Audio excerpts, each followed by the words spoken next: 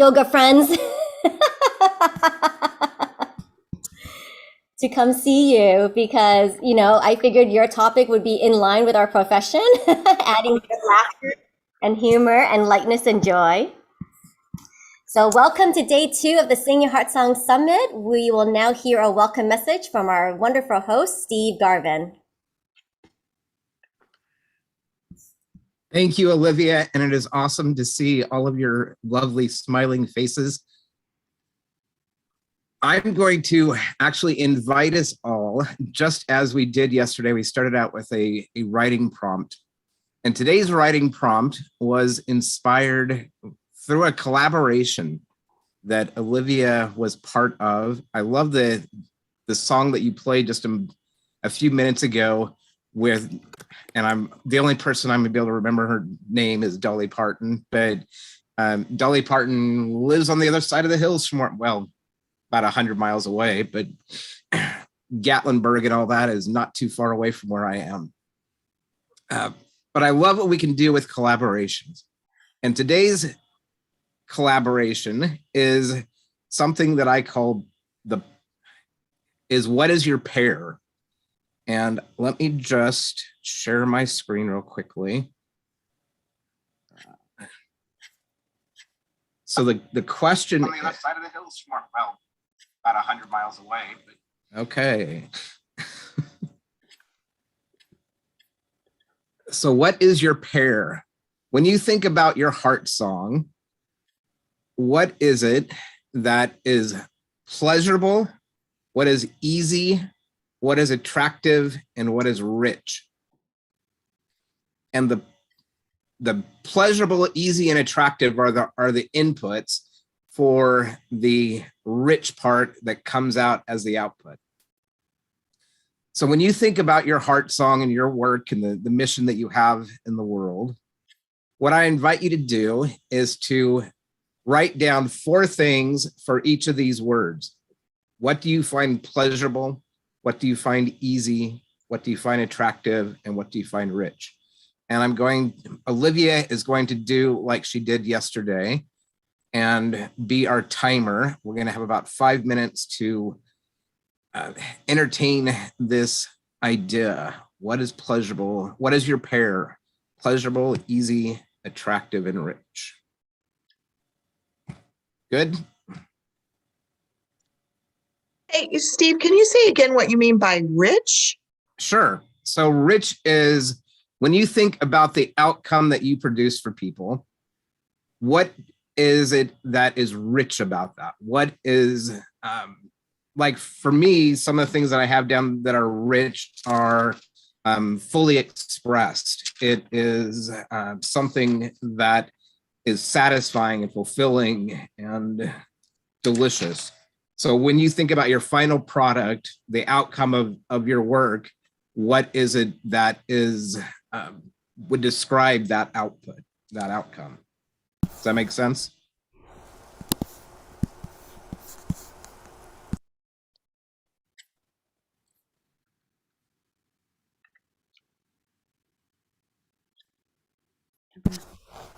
Okay, so your 5 minutes starts now.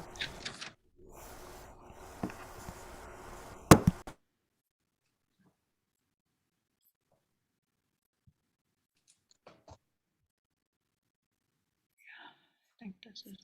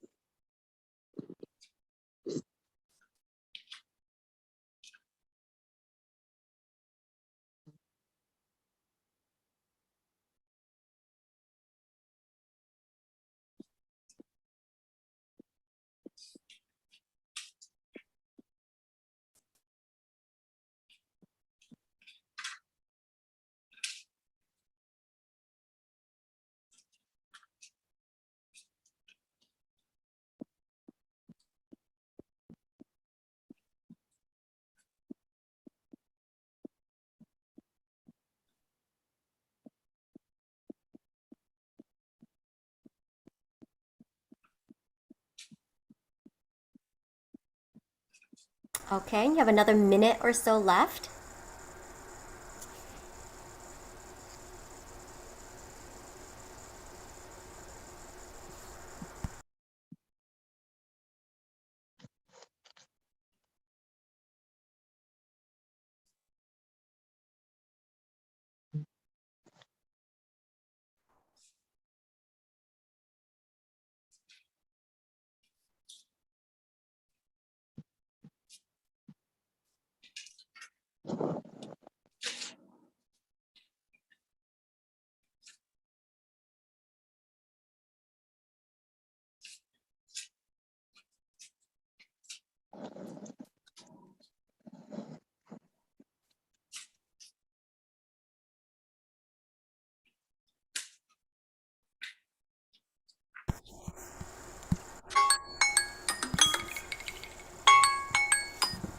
All right, time's up.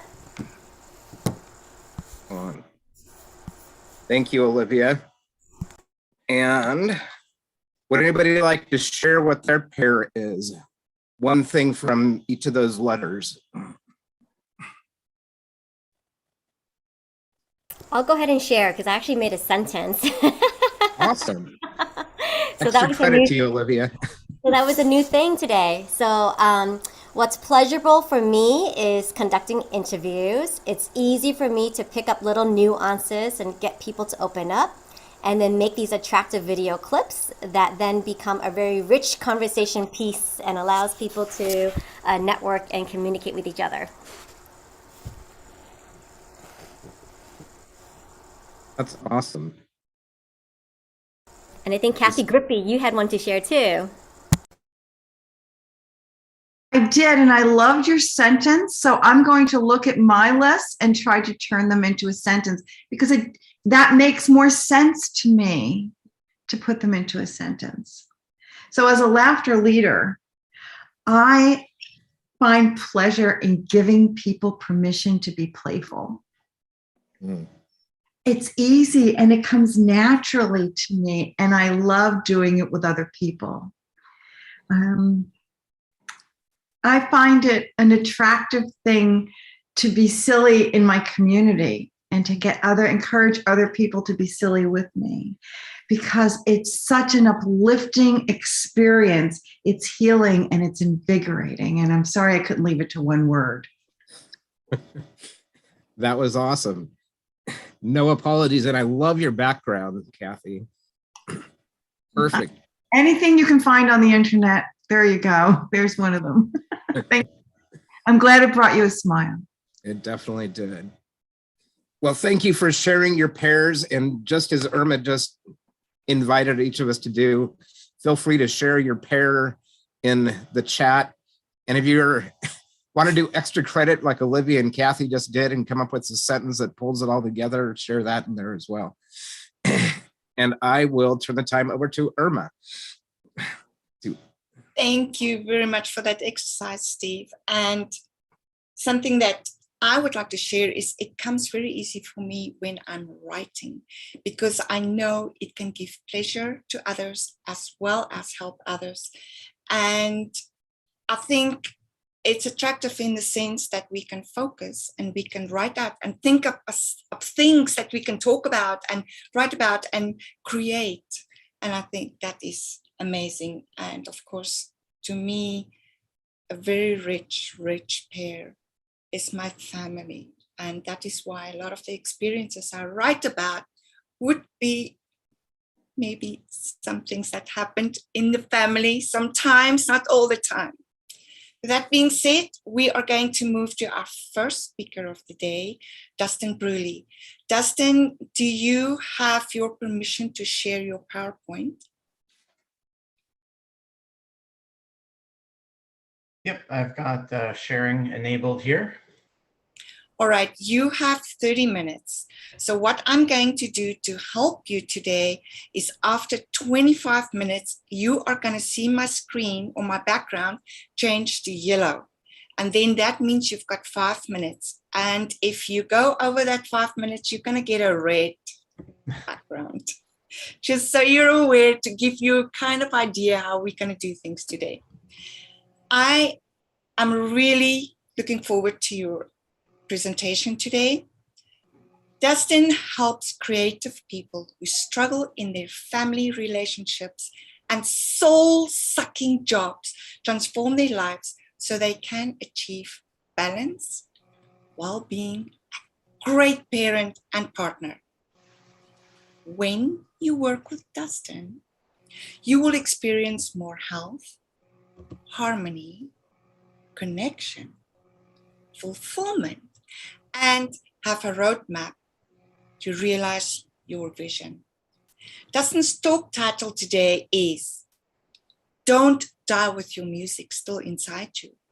Break free from the 9 to 5 to share your gift with the world. Ladies and gentlemen, Mr. Dustin Bruley.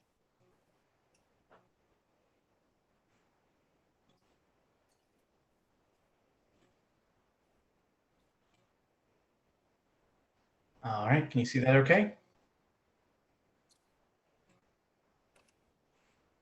Anyone? Yes, you can see that? Okay, great.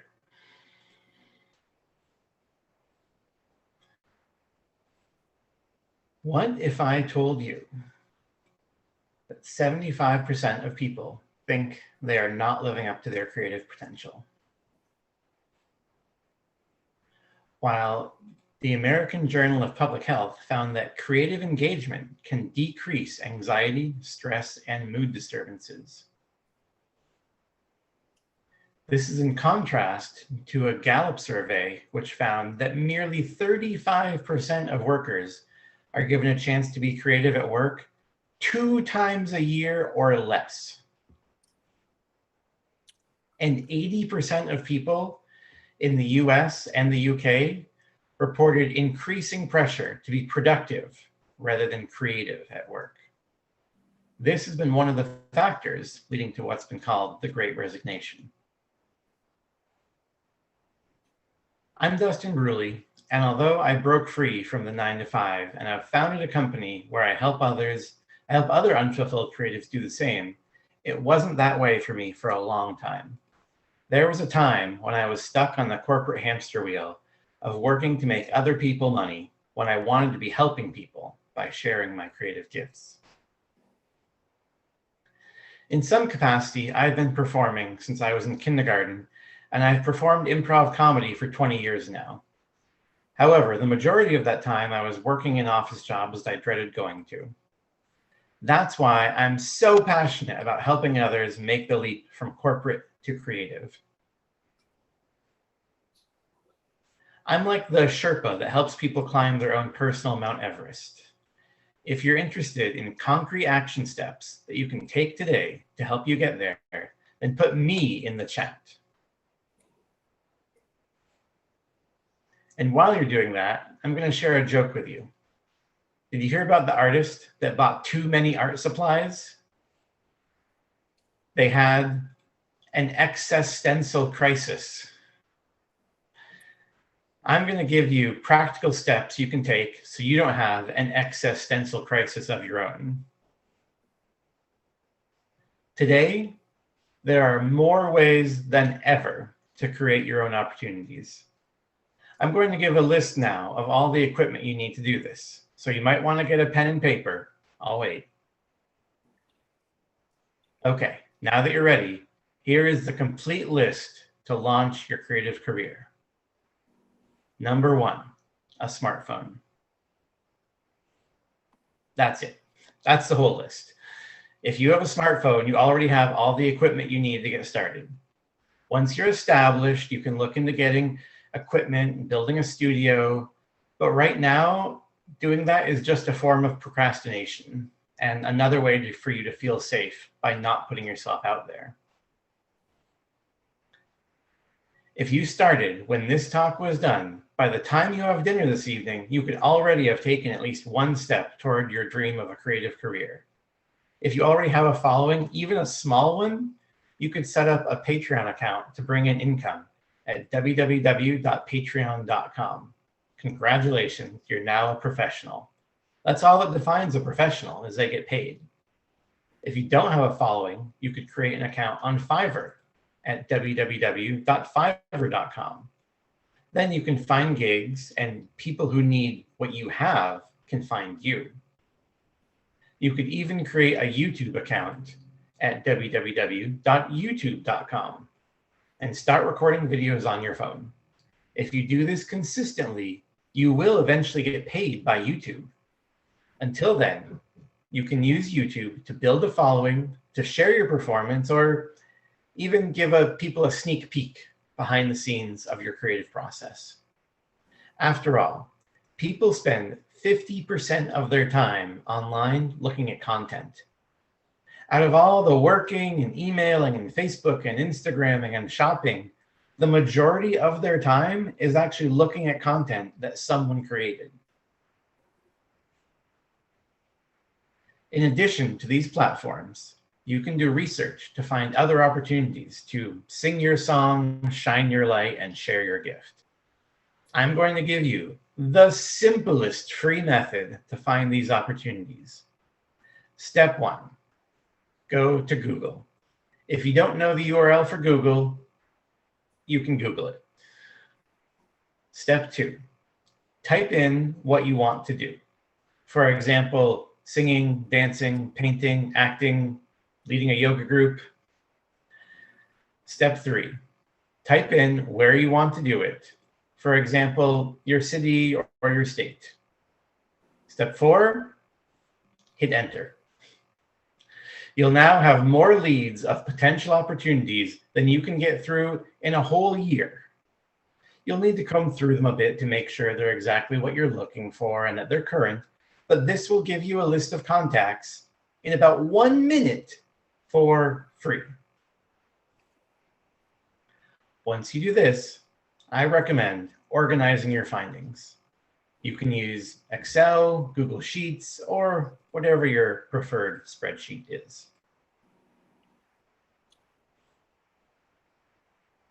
On your spreadsheet, make one column for the location of the event, one for the website where you found it, one for the contact method, one for the contact person, and finally one for your own notes. Now that you've researched and organized, it's time to start reaching out to these people and places. Some will require you to email them. Some will ask you to call them. And some will have you submit information through their website. If possible, I recommend batching similar methods. So you make a bunch of phone calls or send a bunch of emails. That way you can get into a flow.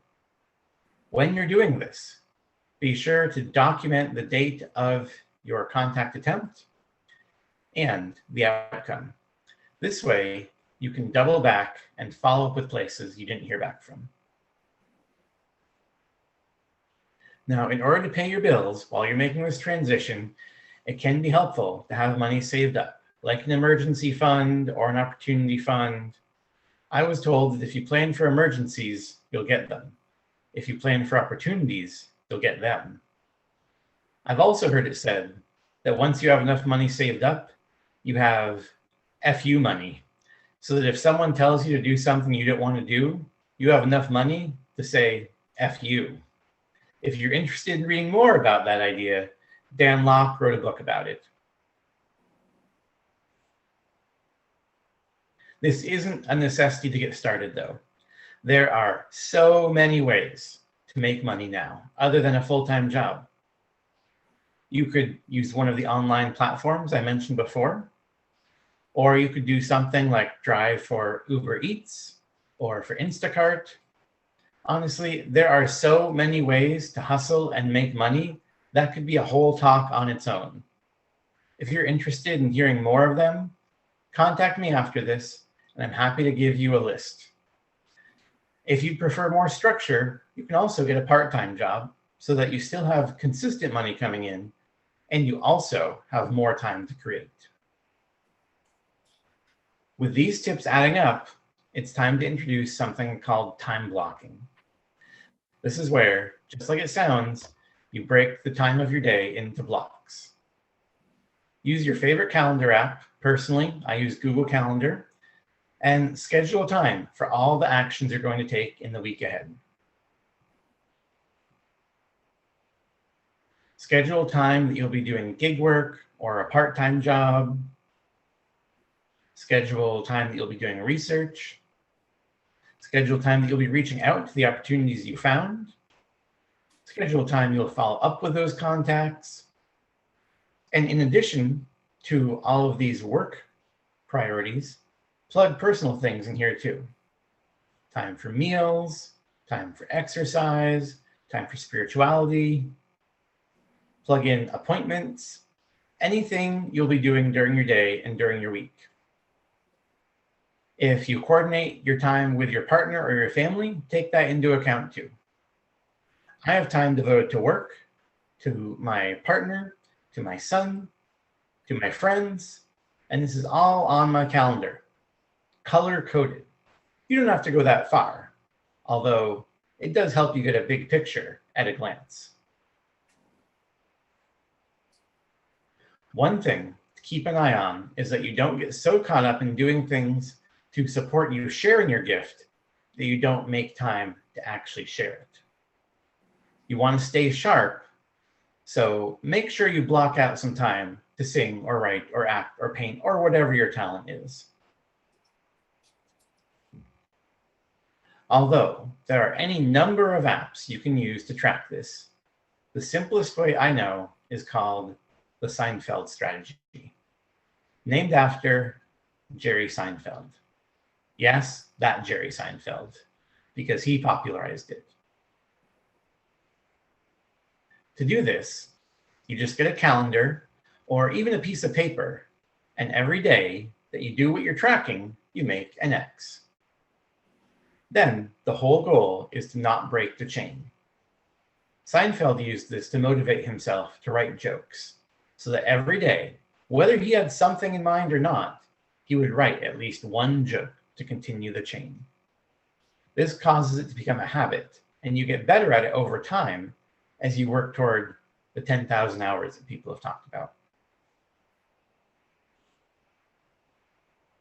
Now, if you're feeling stumped or blocked, to improve your creative output, there are 4 skill sets you can work on, according to creativity researcher Jonathan Plucker. Number 1, capturing, which is preserving new ideas as they occur. Number 2, challenging, which is taking on difficult tasks. Number 3, broadening, which is seeking knowledge and skills outside one's current area of expertise. And number 4, surrounding, which is seeking out new sources of stimulation. Doing any one of these will help get the creative juices flowing. Now I have one more tip, and it's perhaps the most impactful.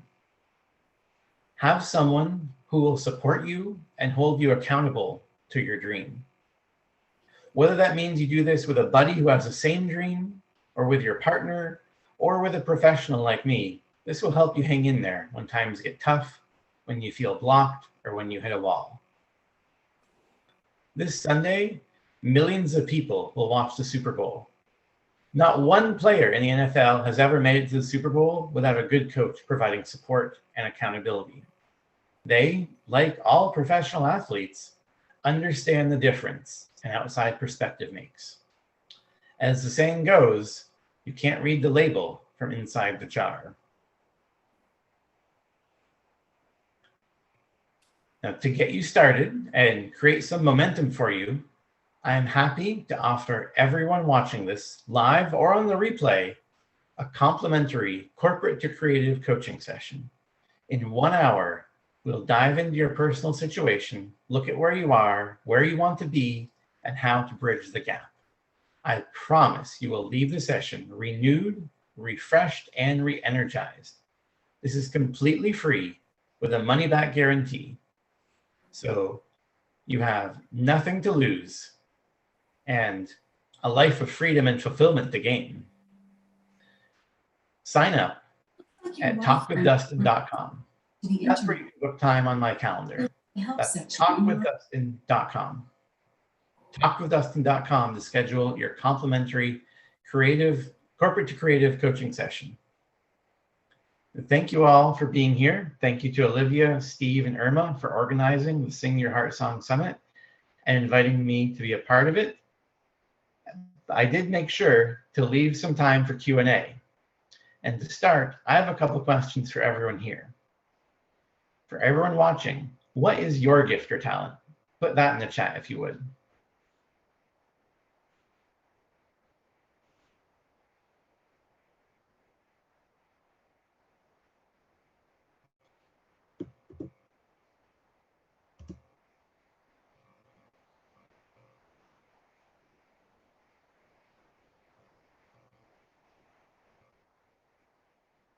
All right, laughter, I love that. As someone who does improv and did stand up for a while, that's a great gift, Kathy.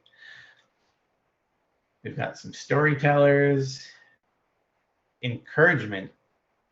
Oh, Kathy Grippy, that's an amazing gift. That can help so many people. Helping entrepreneurs to help other people. Great, Catherine. Another laughter, more encouragement. Encouraging laughter, that's a double dip right there. Helping people see themselves in a new light. Oh, thanks, Steve. Glad you enjoyed it. Olivia, bring people together. Marina helps people find their joy. It's amazing. All right. So now, thank you for sharing all those. My other question, and Steve kind of beat me to the punch at this, but what did you find most valuable from our time together today?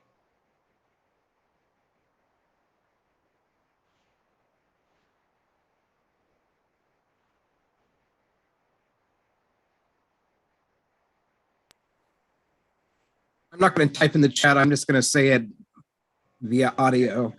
I remember when I left corporate finance, which is about the most uncreative place you can be. In fact, they really frown upon you being a creative accountant. But I had a desire to explore and express myself creatively. And I found myself out in the creative wilderness, as I like to call it, which can be both a wonderful place to be because there's all kinds of opportunities, all kinds of things you can do, but it can also be a terrifying place because there's all kinds of opportunities, all kinds of things you can do. And it's like, oh my gosh, how do I deal with this? It's kind of like a kid in a candy store, you know, it's just overwhelming. And what you did through this presentation was mapped out a path through that creative wilderness from one side to the other that made it seem really easy to, get from corporate to creative. Yeah, thanks. I appreciate that feedback. That is something that I have helped clients with.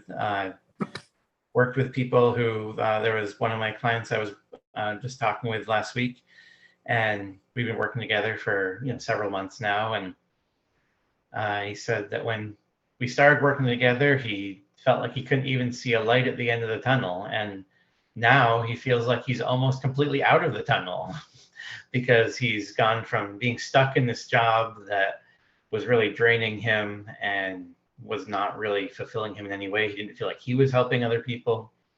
And now he's, leaving that. He's going to film school. He's producing shows, and he's also found other ways to support himself while he's doing that.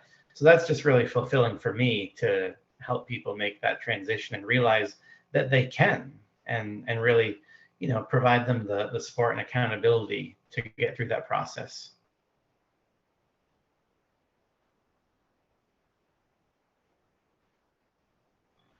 And some other people.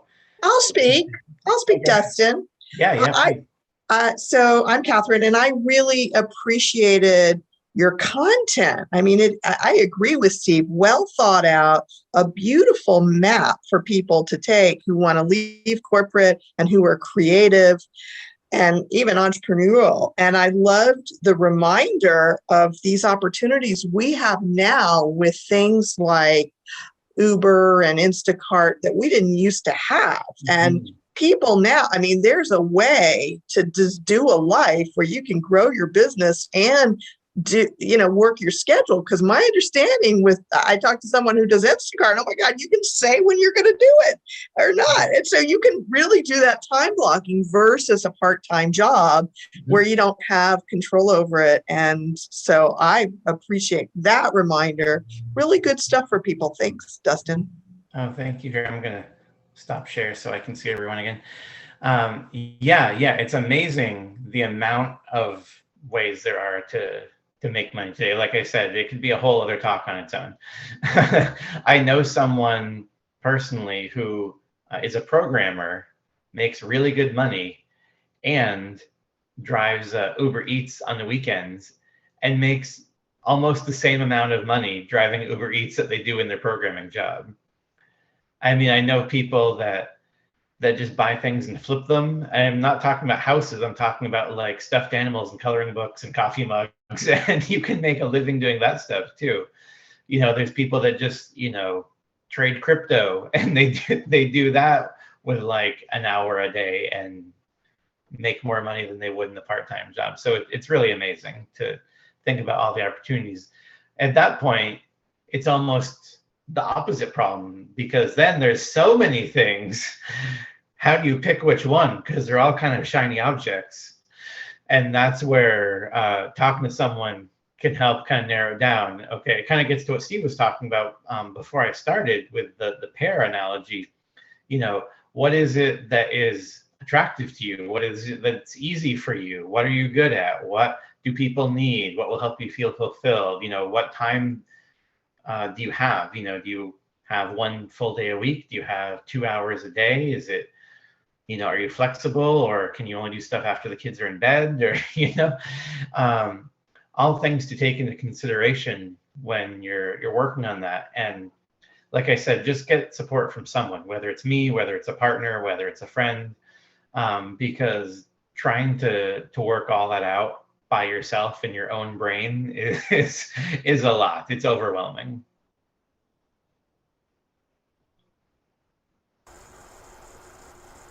And I guess, Dustin, for a creative venture, how do we get people to take us seriously? So tell me a little more about what you mean by that, Livia. Well, for example, I've got my colleagues here are laughter professionals, right? And so sometimes people don't take us seriously. So Okay. what can we do to show that, we mean business and not just funny business? Well, funny business is business. I mean, look at how much Kevin Hart gets paid, or any of these other comedians that are making millions and millions of dollars. I've gotten paid to do improv, and I've gotten paid to do stand-up and that kind of stuff. But when you're doing laughter yoga, I mean, I know it's different from some other sorts of yoga, because there's lots and lots of different sorts of yoga. And at the same time, kind of like just with the internet hustles, we've come a long way with yoga kind of awareness too. I remember when I was growing up, there wasn't really yoga around. It was something that maybe you heard of here and there. But now you can find a yoga studio in pretty much any town. You can find probably half a dozen in any big city, and at least one in any small town. And so I feel like if you just kind of appeal to that, like, oh, okay, yoga, well, this is a different form of yoga, that people will be more open to it that way. And also, people love to laugh. And you can also appeal to it as the health benefits. Laughter is the best medicine, as they say. Yeah, Kathy. I would love to make a comment about that. Sorry, you kept talking about it just as if it was yoga, and it's actually not yoga at all. Oh, sorry. No, it's fine. I just wanted to clarify for people that don't know about laughter yoga, because it is way more. It's because we are having a mental health tsunami. So it's about like, we can bring this into corporate. This belongs everywhere, and there's tons of ways to monetize this, Olivia. We can talk offline. I know Olivia was just trying to ask a question and that's beautiful because there are a lot of laughter people on here. And yeah, I just wanted to clarify that because it's really important, because laughter yoga is needed more than ever right now. Regular yoga too, because we got to move. Right? We just got to, anyway. Okay, thank you. And I loved your talk. If I could talk about your talk for a sec. It's the 20th anniversary of my business, and I chose media as my marketing strategy. I loved your steps. I just thought all of your websites that you suggested, beautiful, fantastic. Just take action and get going. Just start creating stuff. People are watching. Yeah, but they got to be watching something. Why not your stuff? Yeah, so beautiful. Yay. Oh, and I loved opportunity fund versus emergency. If you create an emergency fund, an emergency's coming. I was like, oh my gosh, can you imagine? Okay, and the time blocking, that's something that I really want to think about. Thank you. Yeah, thank you. And Kathy Grippy, you've had your hand up. I just want to pile on to that. Kathy told us yesterday about her journey in her first business, right? And how it took a while for it to take off and take root. And I think in the creative world and when new modalities like laughter yoga hit the world, 25 years is not a long time. The first 20 to 25 years, you're just getting some grounding. So even though the world of traditional yoga has been there for hundreds of years, not necessarily in this sphere of the world. And so as practitioners of whatever our craft is, it's easy to become impatient and feel that you're a failure and feel that you're not effective in communicating what this wonderful thing is that you have.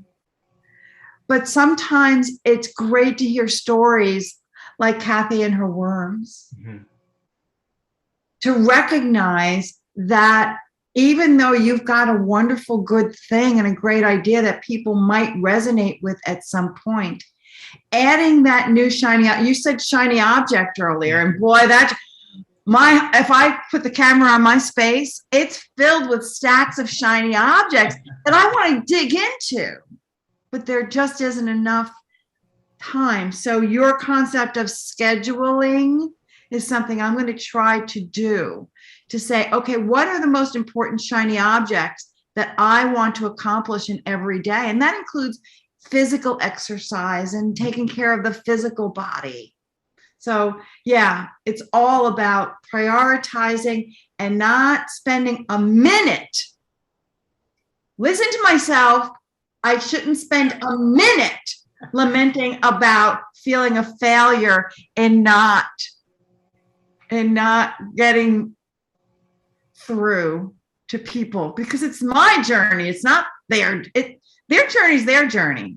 And that's so hard to remember. Yeah, it's really hard. And that's something that I had to work on for several years. The idea that what other people think of me is none of my business, which is a short way to answer your question, Olivia. If people aren't taking us seriously, well, that's their stuff. If we have something that can help them and they're not willing to let us help them, then there's not too much we can do at that point. May I say ready? They are not ready. Their willingness is none of our business. That's a good point, Kathy. They're just not there. They can't hear those words yet. Yeah, and in order for someone... If they're not willing to participate with me, then I feel bad. So how do I turn that into, oh, they're just not ready? It's hard. I'm talking myself into this. Yeah, because it's not a personal judgment of you. It's that in order for someone to do something like that, to take an action, especially a new action, something they haven't done before, something that's not familiar. If they've never done laughter yoga, if they've never had a coach, if they've never you know, if you've never eaten Brussels sprouts, it's going to be a step to eat Brussels sprouts. And so, you know, people need three things. They need to be ready to do it, they need to be willing to do it, and they need to be able to do it. And if they don't have one of those, it's not going to go well. And that's, again, where getting that support from someone to say, you know, to encourage you and, you know, say like, once you did it, great, you did the thing you said you were going to do. Let's celebrate that, no matter what the outcome is. You know, you put yourself out there, like Olivia, you know, you're saying, how do you make them kind of believe in you? Well, you put yourself out there, and you keep putting yourself out there, and you just celebrate what you're doing and focus on the process more than the outcome. And one thing that I found really helpful when, like, my coach has done this with me and I've done it with other clients, is this idea of Benjamin Hardy calls it the gap in the gain. I don't know if you're familiar with that. Anyone? Steve's nodding his head. So the idea is that most of the time when we're on this journey, you know, we're climbing up the mountain and we get maybe a quarter of the way up the mountain and we go, oh man, I got 3/4 of a mountain left to go. This is taking forever. And if we can have someone else that can kind of tap us on the shoulder and say, yeah, but look how far you've come. You've climbed 1/4 of a mountain. You're so much further ahead than you were when you started. And so you look at the gain that you've made and not the gap that you have left. And again, that's what I was saying about it's hard to read your label from inside the pickle jar. You know, it's hard to have that perspective on your own.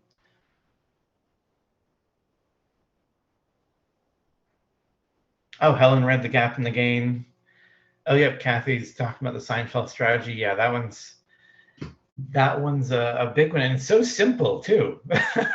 So simple, and yet it's so effective.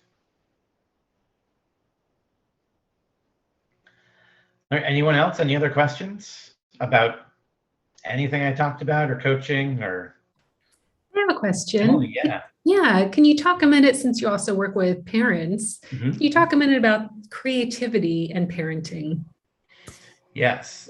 Did you have something specific in there, or do you just want me to kind of expound? Yeah, you could just, yeah. So yeah, I have a 9-year-old and a 7-year-old, and I have found in moments where like I kind of lose it, that I have no access to creativity. So you can speak about something to that. Yeah, I've been there. Yeah, and you know, it's kind of one of those things where the times when we have the least capacity for creativity is when we need it the most. Because I've found that that with my son, that he can be difficult sometimes. Surprising, I know. And you know, doesn't want to be cooperative, doesn't want to get dressed or put on his, you know, outdoor gear to go out in the snow or whatever it is. And if I just kind of dig in my heels and say, no, this is the way it is, this is what we're doing because I said so, which is kind of more of the approach that I grew up with, then, you know, neither of us are going to be happy. And the thing that I'm trying to get accomplished probably isn't going to get accomplished, certainly not in the time frame I want it to be. If I can remember to be creative, if I can just pause and take a breath and, you know, not be quite so reactive and kind of go from that space of responding, then I can go, okay, I can, you know, make a joke and just kind of distract him from his stubbornness. Or, you know, I can do kind of a silly voice, and then it's a character that wants him to get dressed. It's not, you know, daddy telling me what to do. It's a fun character who wants to play a game with me that just happens to be getting dressed. And so kind of whatever your thing is, some people are good at characters or voices or, you know, jokes. Some people, it's not kind of normal to do something like that, in which case it just needs practice. You know, it's just a muscle like anything else, the more you exercise it, the better you'll get at it. And then all of a sudden it's, second nature, and you can do it easier and faster. Did that answer your question, Emily? Yeah. Yeah. Thank you. Okay, great. I'm glad. Yeah, I work a lot with parents as well, just given my own experience as a parent, and also research I've done around, parenting, and, parents need support too. And especially over the last 2 years, it's been a lot more kind of put on parents' shoulders to figure things out. And so that's been a big time for helping parents with that. And we're still there. Everything keeps evolving,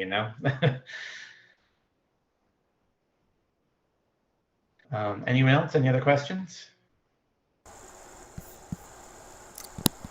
Great. Thank you, Dustin, for that. It was a lively discussion, and I love the clear direction and simple action steps you have given us.